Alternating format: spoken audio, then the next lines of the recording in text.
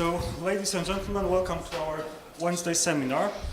Our speaker today is a guest of mine. I would like to introduce to you Mrs. Jessie Durk from the Queen Mary University of London. She is currently a third-year PhD student working on theoretical cosmology under the supervision of Professor Clifton. She graduated from the Imperial College of London and did her master's at King's College.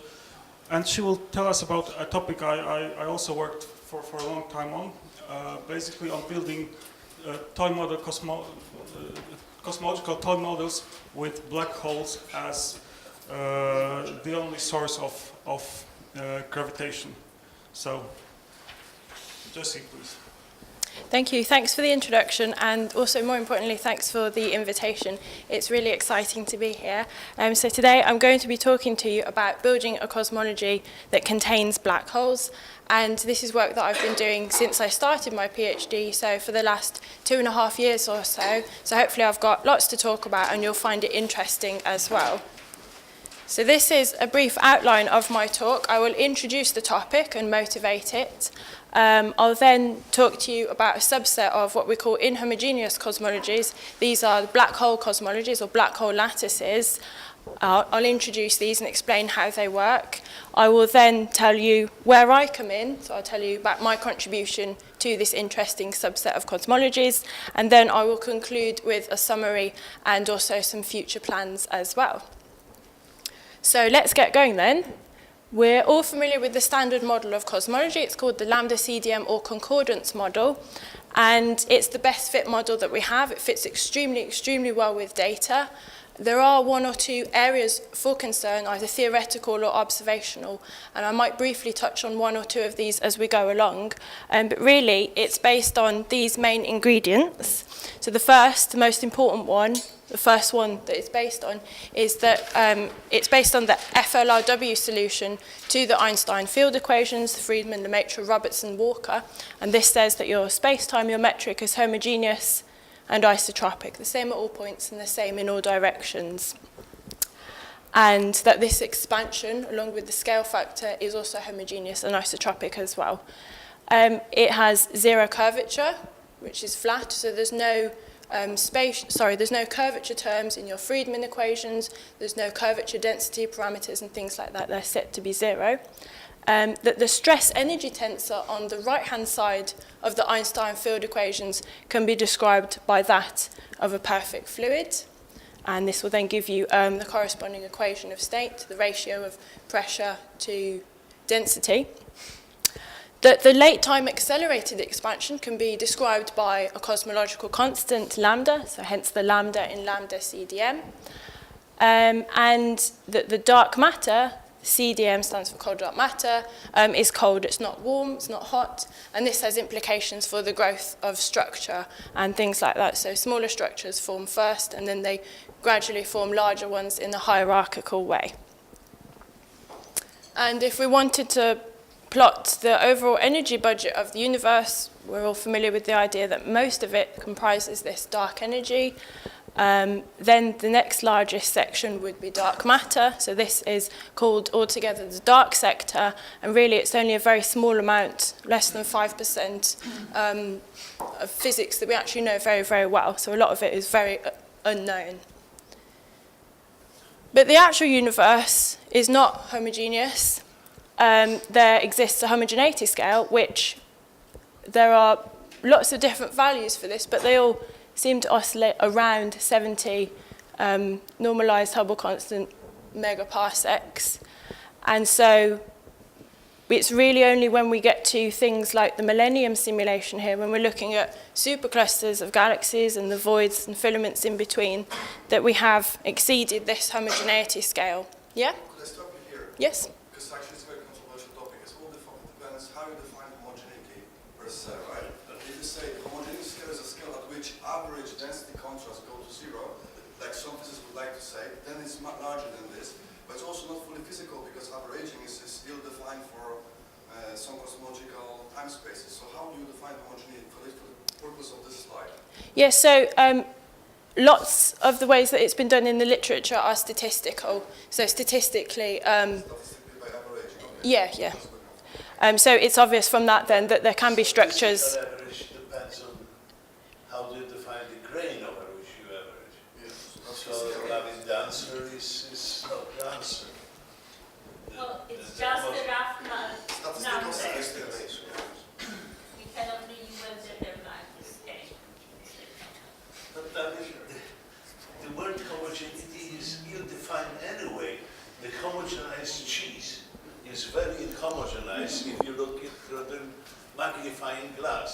So I mean, it's unless the grain over which you average is defined in an unambiguous way, then the word homogeneous is misleading. What's meant here is that there's a scale above which we expect our cosmological cheese to be homogeneous. But There is controversy. you may expect something less than high. So the question is I mean, perhaps we are discussing an irrelevant thing. Maybe this word homogeneous is completely unimportant here, right? But that is my understanding of the whole thing.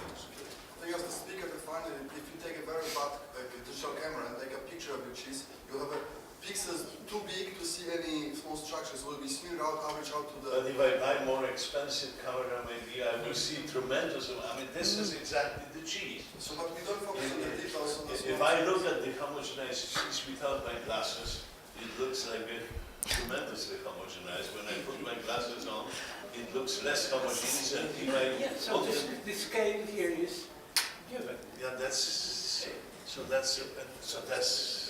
Okay, I think this can prompt quite a lot of discussion, but just for the purposes of this, this is a statistical analysis. So obviously there can be structures larger than this that are, well, by definition, that are inhomogeneities. Okay, and so this begs the question, if our underlying space-time is not really homogeneous and isotropic, then why should we expect that the universe is also expanding homogeneously as well?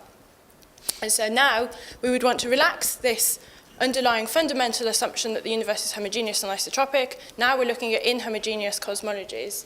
And one of the reasons why you would want to do this is if you take a closer look at the Einstein field equations. Here I've just written the left-hand side as the Einstein tensor G mu nu. Then we know that there's this non-commutativity property here, which tells you that if you insert your metric tensor here, calculate the Einstein tensor or the evolution equations, the dynamics for that tensor, and then perform some sort of averaging procedure, that's not the same as averaging what you had in the first instance and then calculating the resulting evolution equations. And its average is over what, actually? Well, that's the question, you see, because the universe contains a vast array of scales, so it's really not clear So on this left-hand side. It's an ensemble average. I suppose maybe my next two bullet points might be able to help illustrate this a bit more. So in cosmology, we know that we have this effectively averaged FLRW metric, this thing that is homogeneous and isotropic. And when we get the Einstein tensor from that, we can get at our Friedmann equations and go on and calculate all sorts of observables. And that then must mean that on the right-hand side, we've got some sort of effective stress energy tensor, that of a perfect fluid. And of course, this average metric is merely a graphical symbol because there is absolutely no idea how to average the metric. Yes, of course, yeah.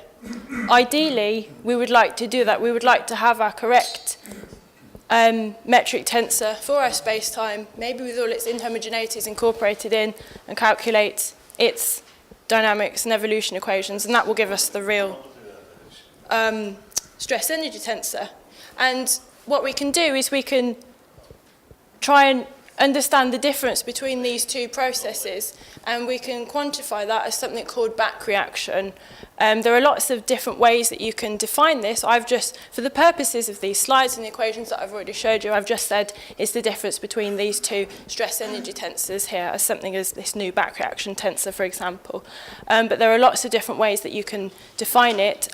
I'm sure some people here are familiar with the Boucher equations, where instead of trying to do some sort of global averaging, you split it into domains and average those. And so in principle, each of those can have different curvatures and so on. So again, we're starting to have this more sophisticated idea of, well, just treating the metric that's going into all of these equations in a more sophisticated way. Sorry. How do you avoid the problem that metric depends on the coordinate system? So averaging This is something. precisely what I meant in my question. How can I, because in the one coordinate system it's something and it might be very different. So how is this? Unless, of course, don't the know. measure over which you average transforms in a very funny way.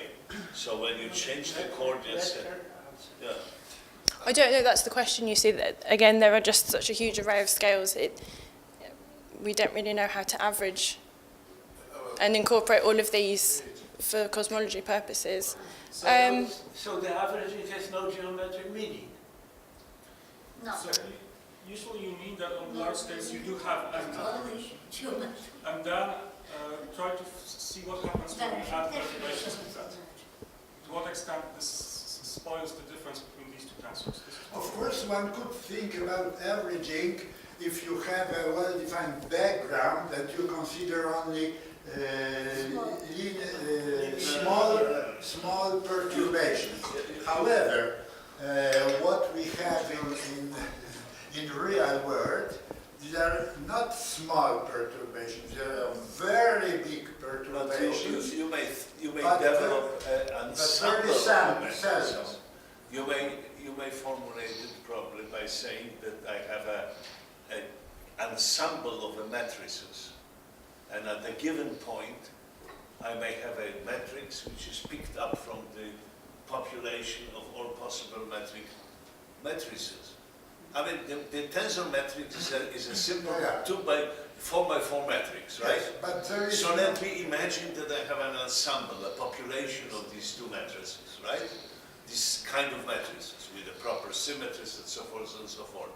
And I choose for a given point one of these matrices from that population. And that is a very simple, just mathematical statistic. no, because The metric cannot jump from point to point. I'm a little bit surprised because Well, I think this... Mikołaj is an advocate of this approach and he is normally very precise mathematically. So I mean, it's obvious. If we have the Einstein equation on both sides, there are well-defined invariant physical quantities or covariant physical quantities. You know what to average. Metric. No. So No, there are always the metric is not is gauge-dependent object. It's parametrization dependent object.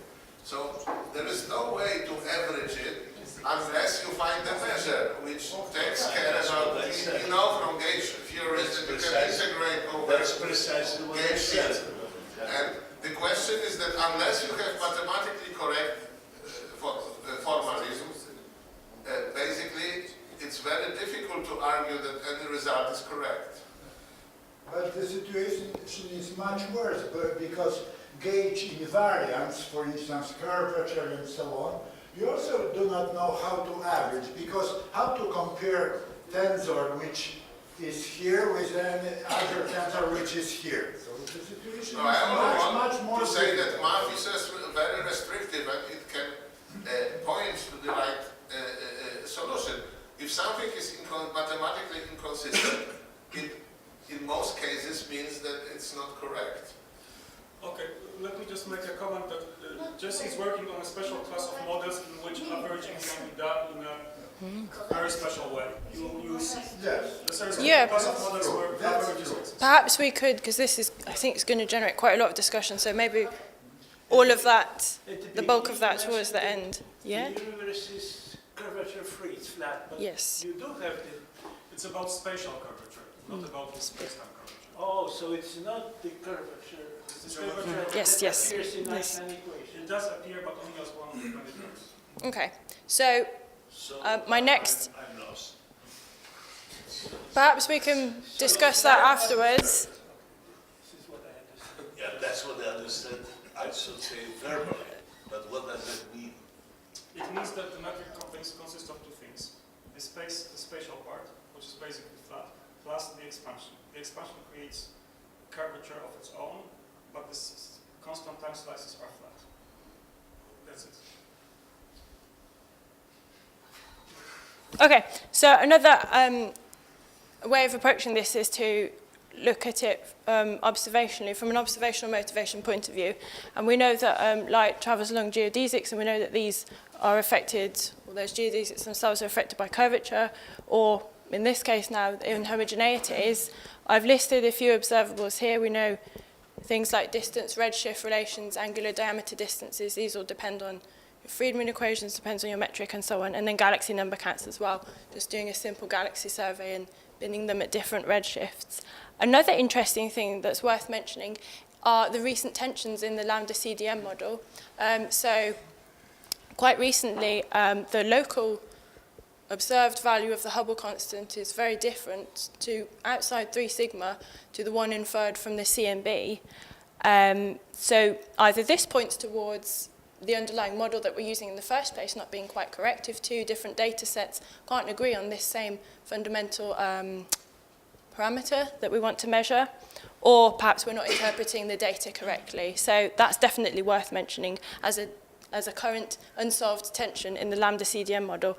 And I think we've already started to discuss this.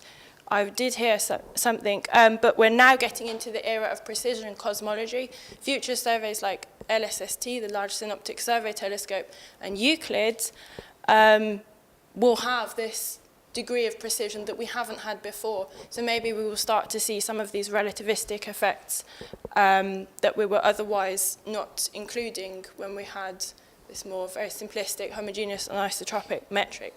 But let's move on. So our ideal model then is to relax this assumption of homogeneity and isotropy. Because we're about to get into the era of precision cosmology, it would be nice if it was fully relativistic. Bonus if it's an exact solution, but I appreciate that the universe is very complex. It's describing the universe, it needs to be realistic, and ideally, into the far future, computationally inexpensive. If something is computationally expensive now, that's not a problem because we know that this will only improve with time. So models worth mentioning are the numerical inhomogeneous cosmologies. By definition, they haven't got this assumption. They're fully relativistic, but because they're numerical, again, by definition, they're not an exact solution. Realistic, the preliminary studies of this are more realistic than what I will be talking about, but they're still not quite there yet. So that's why I've put a question mark there, and they do take a long time to run. So the simplest simulations for these models so far take about a month to run at the lowest resolution. Compare that to the exact toy analytic models. I've listed a few here. The Matra, Tolman, Bondi, Swiss cheese, Checarez. So these analytic inhomogeneous cosmologies have been around for quite a long time now. I think perhaps began in the 1930s and 1940s with the Einstein-Strauss model, which had regions of Schwarzschild embedded in FLRW to try and model our universe a bit more realistically. And LTB as well, I think, was around a similar time. And then these gradually progressed to the most general exact solution, Checarez here, and then also Swiss cheese is an extension of Einstein-Strauss, where you have embedded LTB regions within a background FLRW metric. So we've relaxed this assumption, that's fine. They're fully relativistic by definition, and like I said, they're exact solutions. In gaining these 2 points here, we've lost that element of realism that we might have had from more numerical simulations, but that's not a problem because with these very computationally inexpensive models, we can get out nice, quick, easy answers to things like back reaction. So they provide a nice test for these sorts of things that we are now at the stage that we want to be addressing. Yes? So I'm puzzled again. So you say you're relaxing homogeneity and isotropy. Yes. By saying this, you mean does not exist a global background model that is homogeneous and isotropic, or you allow the isotropy to be violated non-globally? Because I think if you don't have isotropic globally, you enter in this weird Bianchi model solutions, and global isotropy was more or less, global anisotropy was more or less really excluded by observations like this. Yes, so when I write this point, I'm just lumping these two together, this cosmological principle. But yes, you're right, I could have also mentioned that strictly these come under the umbrella of what I'm talking about, inhomogeneous cosmologies. I could have spoken about anisotropic cosmologies, of which these are the Bianchi ones, and there are lots of different classifications of those. That's just because I've written it all as this bullet point here, but yeah. So, the subset of these, shown by this picture here, are these black hole cosmologies. So I'll tell you how these are constructed and then tell you about my work.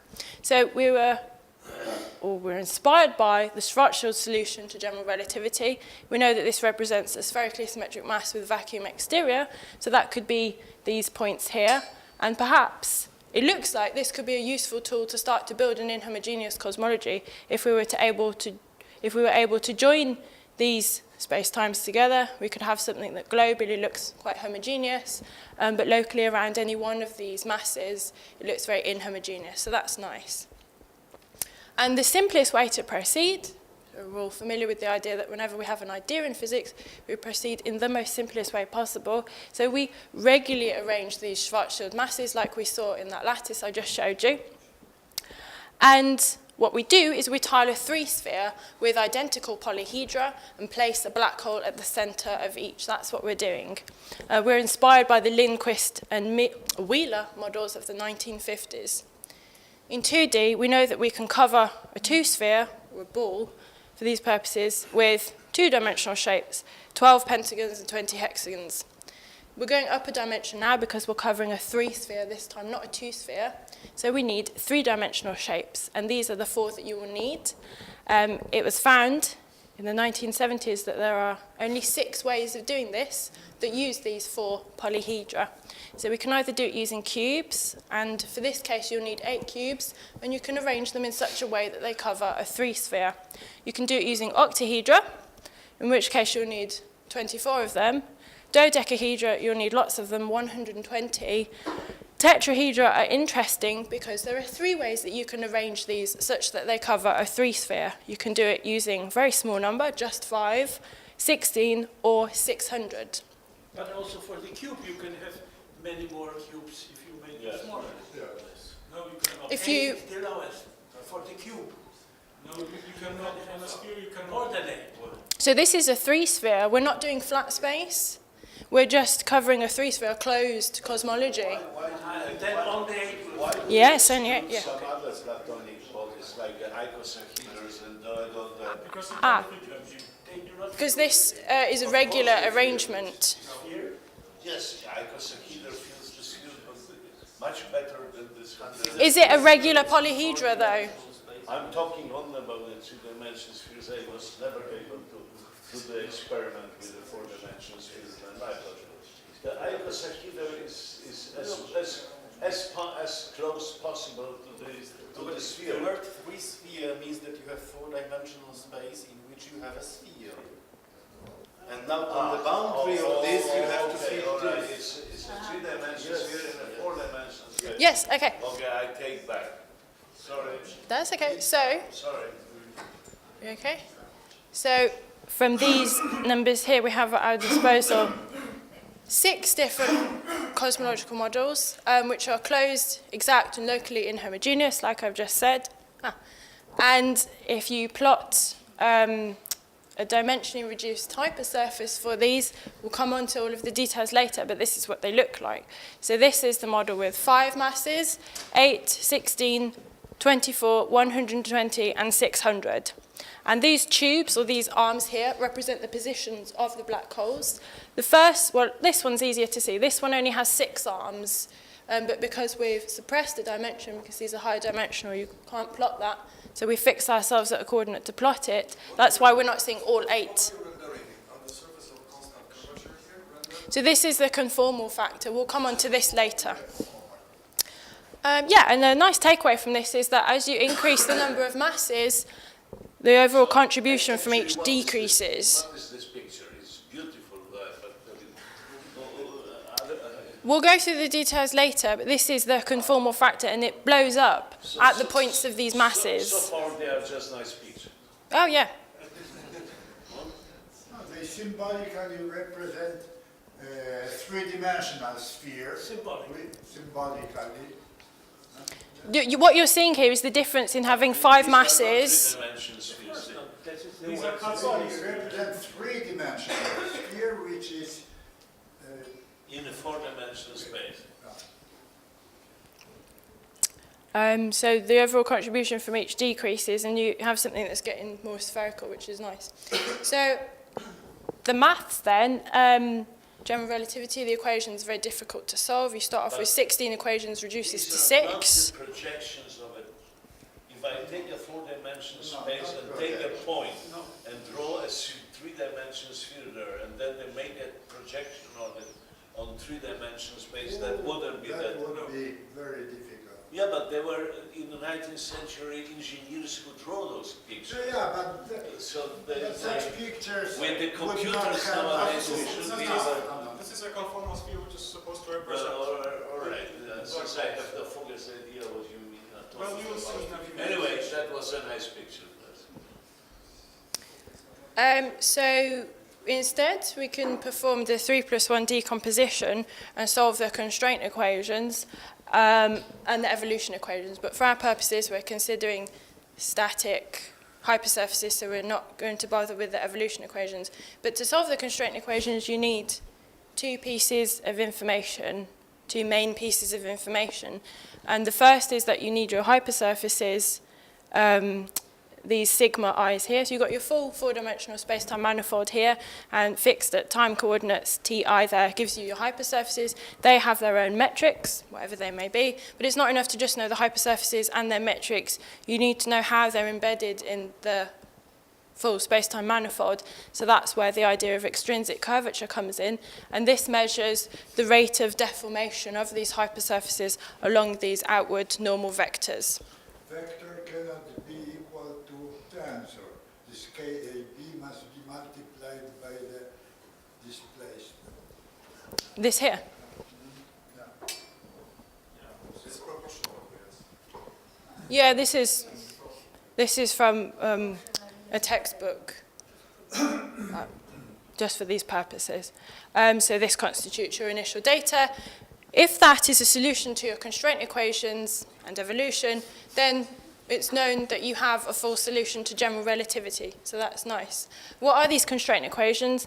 This is the Hamiltonian constraint, this is the momentum constraint, and they're made up of your extrinsic curvature and its trace, covariant derivative with respect to these hypersurfaces, and the Ricci curvature of these hypersurfaces as well. These, in principle, can be still quite difficult to solve. So we choose time-symmetric hypersurfaces, which means that the extrinsic curvature and its trace vanish. We then perform a conformal rescaling of the metrics of these hypersurfaces like this. So we say that they're equal to some conformal factor to the power of 4, multiplied by this new conformal metric here, and we take this to be the metric of a 3-sphere, and that's nice because it's very easy to deal with.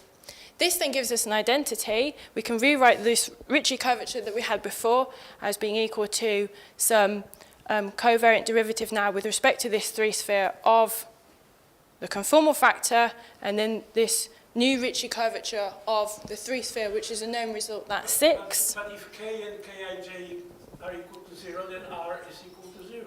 Yes, okay. This is precisely the equation which you must solve. This one. No, but r is 0. Yes. We've got 2 different Ricci curvatures here. No, but r without the tilde is 0. Yes, so these 2 terms are equal. Multiply it by psi to the 5. This was why. Yeah, but how come that if the r tilde is the average value of r, if r is equal to 0, how do you average 0 in order not to get 0? No, r tilde is not average.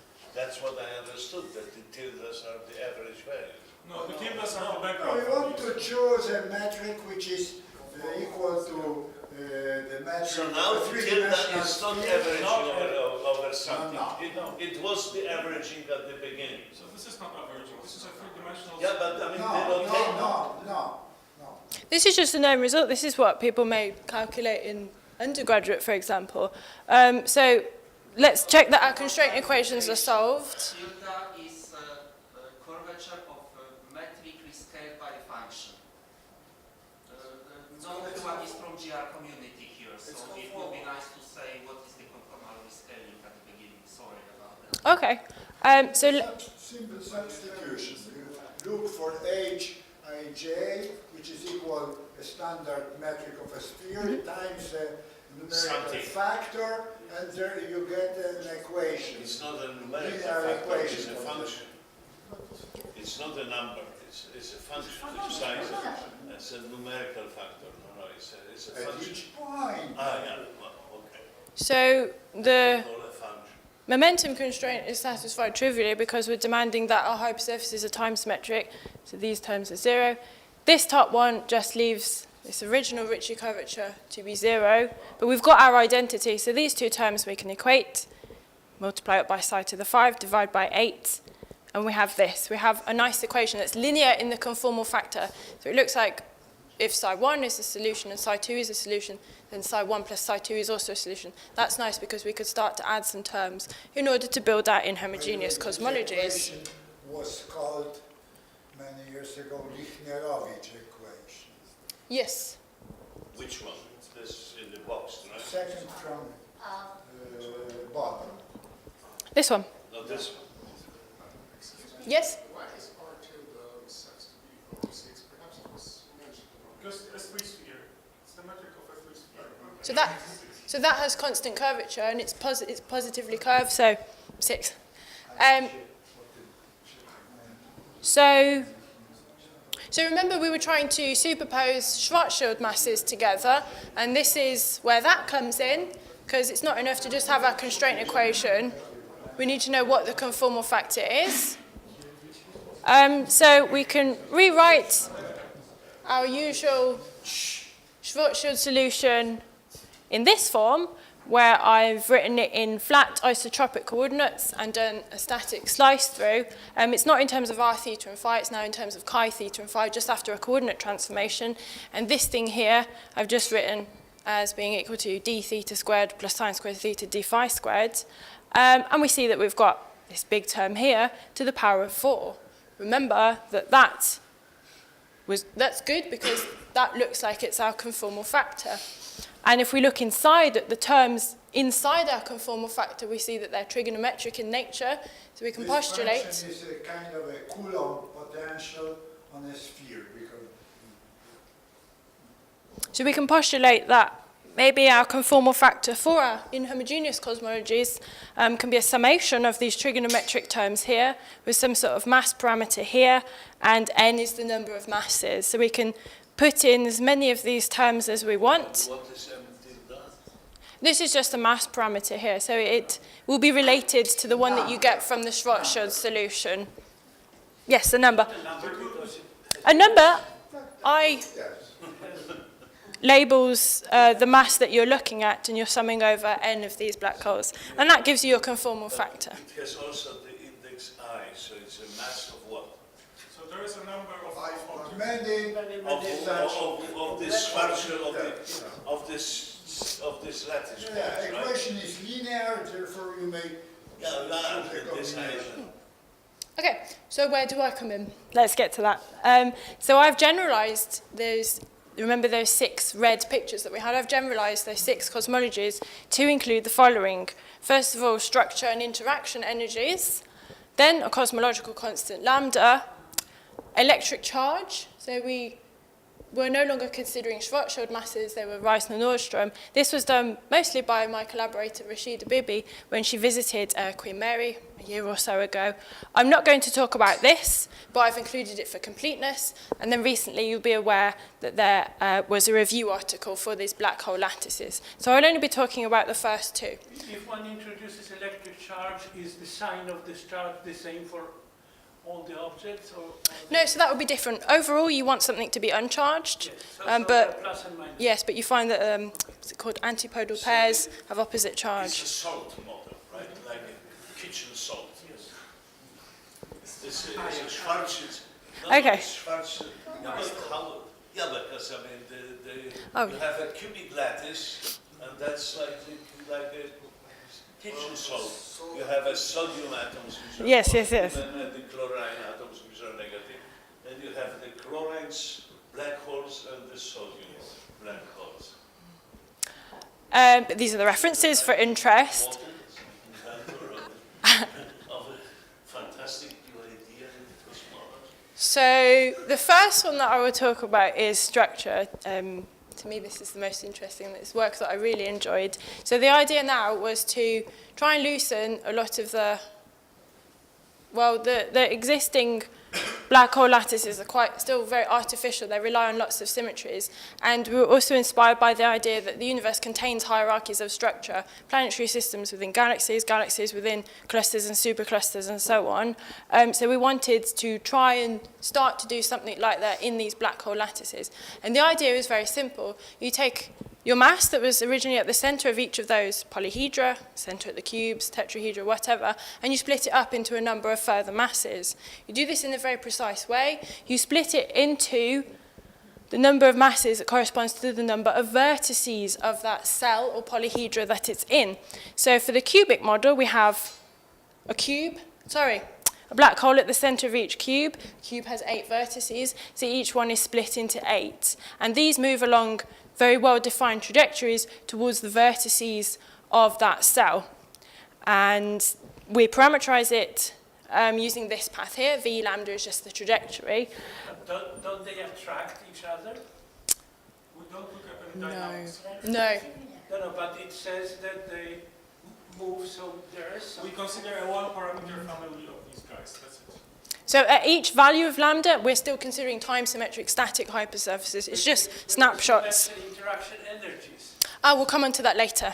So this is without interaction. Between any two static bodies, there will be interaction energies. You don't necessarily need to take the dynamics into account. But we will come on to that later. And so, so obviously, remember, things are happening on the 3-sphere. This isn't actually what it looks like, but in a moment, I'll show you this animation so you can get an idea for what's going on. So we've now got black holes at the center of their respective cells. There's 8 black holes sitting at the center of 8 cubes here, and when I press play, they will split up into a further 8. So at some point, we will have 64 of these masses, and they will then recombine at the vertices like this. So if I was to freeze this at the halfway point, you would see 64 black holes nicely spaced out. And then it's easiest to see this with the center vertex here. You can see right at the end that 8 do come back down to meet at that vertex. So this is self-dual. I don't understand. What's the reason why they move like that? So we're interested in looking at hierarchies of structure. And because we've got this parameter lambda, if we have very small values of lambda, let's say they've just moved a very small distance here, we have a structure that's formed. So when viewed from far away, this would look like one bigger mass, bigger black hole with its own proper mass and whatever. But then we know that actually that's made up of further bodies inside. So the sphere does not represent one black hole. It's some kind of a... No, it's a black hole. Collection of... For the purposes of these diagrams, it does. How the black hole can split into black holes? So there's this is just a one-parameter family of solutions. It consists of one kind of these black holes right in the middle, but then we consider some kind of intermediate states in which the number of black hole grows. So it's like splitting a black hole into... Black hole represent actually the density perturbation in the precise way that you are, right? Instead of just putting density perturbation, you model structure by putting But the black holes Yeah. so to say quantum numbers, right? That's the structure of the space-time. So what happens to those quantum numbers? No, when it's just a mass. it's just a mass? Yeah, it's So very these simplistic. other masses are diffractions of the original mass? Or They just come into being when you do this, when you switch on lambda. If lambda is non-zero, that 1 has now gone to these 8. And your V original is the position, the coordinates of where it was originally. V dual are the... So this is not the evolution, but this is a comparison of various... Yes, at different values of lambda, yes. So it's not this mass which splits by some unknown We have a force of parameter nature. and we compare... Whether there's a 1 or 2 or So the answer whatever it for is. my question, I asked why do they move like that? The answer is because I want them to move. Yes. Okay, so So this is a splitting by sheer power of will. So this is a table telling us everything that's going on. We started with these 6 original models here, and we knew what shapes they were made up of. That then gives us the number of vertices, or the number of black holes that each one is split into. So this is a confuse. It's not each mass split, but I split. I don't know how else to say this. They're split into. Split, not each mass, not mass by itself, but I split them. Okay, so I'll talk you through the first line. We start off with 5 black holes at the center of 5 tetrahedra. Each of those has 4 vertices. So 5 is split into 4, and we have 20 altogether. And what you find is that then 4 of these black holes meet up at each of the vertices. So we reduce back down to something with 5 black holes. We would say that this model is self-dual. 8 and 16, that's not the case if you look carefully. 8 masses at the center of 8 cubes. They have 8 vertices, 8 split into 8, you get 64, but it's not the case that 8 black holes meet at each vertex, only 4 meet at each vertex, because this is happening on a 3-sphere, so you have the 16 mass model at the end points of these trajectories. So in doing this process, you can go between models which are duals to each other. This happens for 8 and 16, and this happens for 120 and 600. Dual to tetrahedron is what? Also a tetrahedron. Also a tetrahedron, is it not? And this process is nice because... I had the following question. Initially, I have a lattice of those black holes. The word initial is not proper. No, well, at a certain, before I did this shear over power splitting, I had a 4-dimensional lattice, where at each lattice side there was a 1 Schwarzschild object, right? Yes. Is that correct? Yes. 3-dimensional.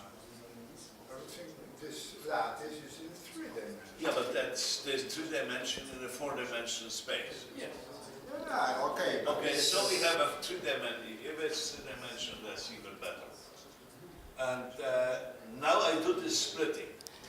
So I multiply each of these lattice sides, so to say, into another group of particles, lattice sides. Yes. Yeah, but the question is, am I bound by the symmetry of the mother lattice, or this? Yes. In a way you are, yes. So you cannot. So if initially it was this kitchen Cube, salt, then it will always. if this was a kitchen salt, then it has to always split into the cubic lattice. Yes. Yes, but since this is on a 3-sphere, the dual to the cubic lattice is not quite the cubic lattice, actually. But anyway, whatever is the symmetry, I mean, you are bound by the symmetry of the split lattice must Yes, be the so you basically transfer... whatever you say, it doesn't matter whether you do it numerical or not. The question is that you preserve the. So the question is, so this splitting is, of course, dictated by this rule of preserving the symmetry. Precisely. Yeah. That's not arbitrary, that you cannot do the other splitting because you have to preserve the symmetry. So there's only a finite number of cases. So there is and this number is forced by the symmetry. At least something I understand from the simple physics. Crystallography on a 3-sphere. I'm trying to understand. Okay, so this process is nice because already, just by doing it, you've increased your largest mass model by an order of magnitude. So now we can look at something with a few thousand masses. Previously we were constrained to just a few hundred. We were interested in the horizons for these black holes. They're defined as the outermost marginally outer trap surfaces. And it's a known result that for 2 black holes in flat space that are sufficiently close together, these points here, not only do they have their own apparent horizons, but they also have a collective one that encompasses both of them. And as you move the black holes further apart, they're getting further apart as you go down the pictures, you'll see that the size of that collective horizon reduces, and it also gets very distorted in shape. And there will be a critical distance for these black holes where this collective horizon vanishes. We were seeing similar behavior for when the black holes were very close together. So either when they'd just been split up into a number of their further masses, and they hadn't moved very far along their trajectories, there was a collective horizon around them, or then when a few of them were starting to meet at the vertices. So for us, that's when lambda is near 0 or 1.